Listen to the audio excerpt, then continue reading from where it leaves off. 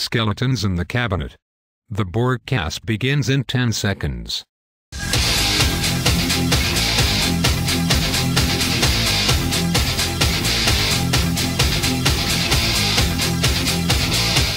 WDBC Internet Television is on. I am an avatar for Michael P. Borgia.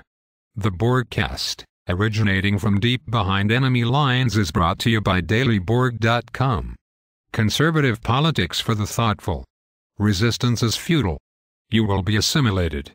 As one presidential term turns to another, it's common for turnover to occur in the president's cabinet. Barack Obama is faced with having to replace all three of his top cabinet secretaries.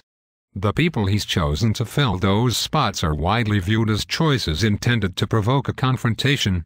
Why would he make choices that are so controversial?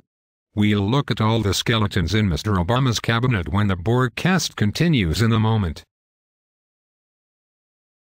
What if I didn't come from a famous family? What if I didn't have all their support?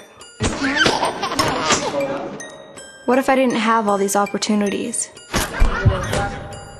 Believe me, it wouldn't be pretty.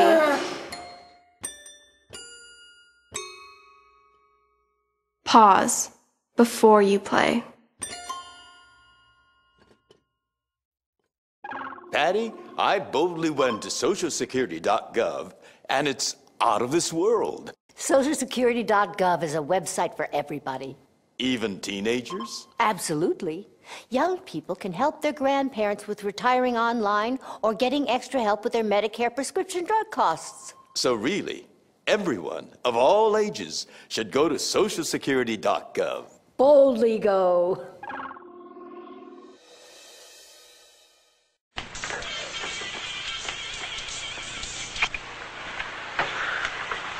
It's yours?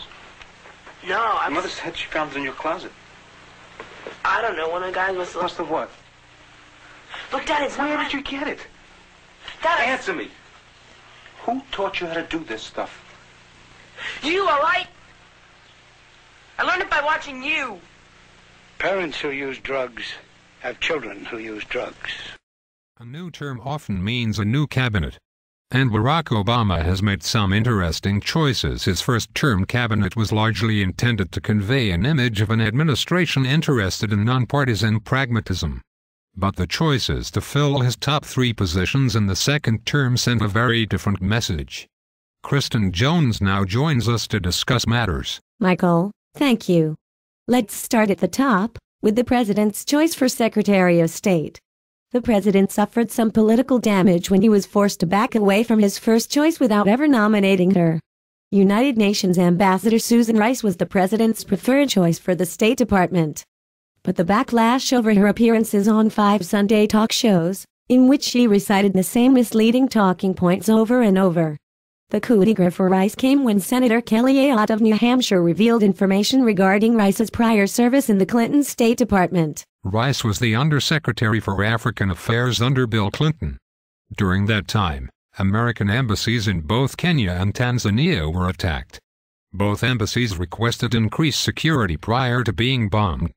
Those requests, eerily similar to those made in Benghazi, were denied by the unit Rice was responsible for. Despite tough talk from Obama, almost daring Senate Republicans to block Rice, she was forced to write a letter asking not to be considered. That forced Obama to go to Plan B. Senator John Kerry was expected to be tabbed for defense. But the stillborn Rice nomination left an opening at State. During the Christmas holiday, Kerry was officially nominated for the State Department. Kerry is expected to be treated courteously by the Senate, but he will likely have to answer some tough questions. He may be questioned about his infamous early 1970s testimony about alleged atrocities committed during the Vietnam War. And he may be asked about something he said 8 years ago, during one of his defeats at the hands of President Bush in presidential debates. That would be what the definition of a global test is. With Kerry expected to be easily confirmed at State, that leaves an opening at Defense to fill. Obama wants 3 things in a defense secretary. Someone who will oversee the dismantling of the military, someone who will not put Israel above the Arabs, and someone who is a Republican. He found his ideal match in Senator Chuck Hagel.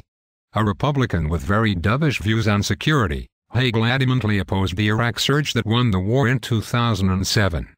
Hagel is likely to draw lighting from both the left and the right as confirmation hearings begin. In 1998, Hagel made disparaging comments about a gay ambassador appointed by Bill Clinton. The far left has never forgiven him for that, and socially liberal senators are expected to give Hagel a hard time. Conservatives are unhappy with Hagel's past derogatory comments about the Israelis. At this point, despite loud noises from Senator John McCain and Senator Lindsey Graham, no senator at this time is threatening to block Hagel's nomination. The Obama team is also lining up a heavyweight list of senior Democrats to shepherd the nomination through the Senate. Hagel will need some Republican votes to avoid a filibuster. As we said, no one is threatening to block him. But no Republican is openly supporting Hagel either. The most troubled nomination thus far is that for CIA director. John Brennan was considered for the CIA post 5 years ago by President Bush. His name was pushed aside because Democrats at the time raised questions about his connections to Bush administration interrogation policies. Democrats who were against Brennan 5 years ago now find themselves in an awkward position. Senator Graham, meanwhile, has promised to block Brennan or anyone else from becoming CIA director until he gets his questions answered on Benghazi. Finally, there's Treasury. Tax-challenged Tim Geithner is stepping down. Obama is expected later this week to name White House Chief of Staff Jack Lew as Geithner's replacement. Lew earned the ire of many Republicans during the 2011 debt limit talks with his condescending and know-it-all attitude. Lew will also face questioning about his time in the private sector, when he oversaw a unit at Citibank that bet heavily on the housing market to collapse. Thanks, Kristen. It's fascinating. Most politicians try to keep the skeletons hidden in the closet. But Barack Obama's cabinet is bursting with them, and he's trying to fill it with more than it can hold. We'll be back with closing thoughts when the broadcast continues in a moment.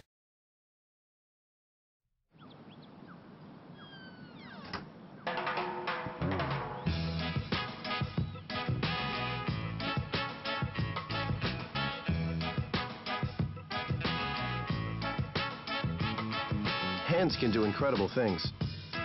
Now they can even help save a life with hands-only CPR. If you see an adult suddenly collapse, just call 911, then push hard and fast in the center of the chest until help arrives. Learn more at handsonlycpr.org. Senators normally grant great deference to a president's choices for his cabinet.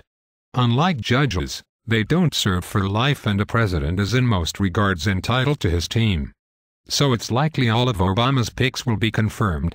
The differences, though, are striking between the first and second terms.